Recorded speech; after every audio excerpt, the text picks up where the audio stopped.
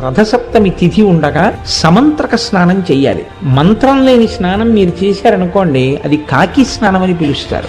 రేపు ఉదయం నుంచి సూర్య భగవానుడి యొక్క రథం ఉత్తర దిక్కుకు తిరుగుతుంది. దానివల్ల ఏమవుతుందంటే మిగిలినటువంటి గ్రహముల మీద ఉండేటటువంటి సూర్యుని యొక్క వెలుగు, సూర్యుని యొక్క ప్రకాశము కొన్ని గ్రహముల మీద తగ్గుతుంది.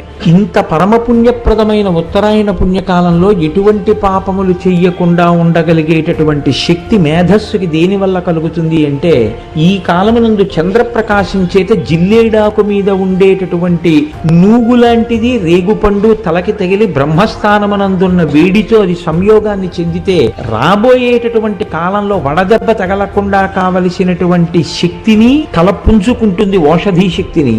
రెండు, ఇంత పరమ పవిత్రమైన ఉత్తరాయణ పుణ్యకాలంలో ఎటువంటి పాపకర్మలు చెయ్యకుండా మనిషి రక్షింపబడతాడు. మూడవది ఏమిటి అంటే, రేపటి రోజు ఉదయం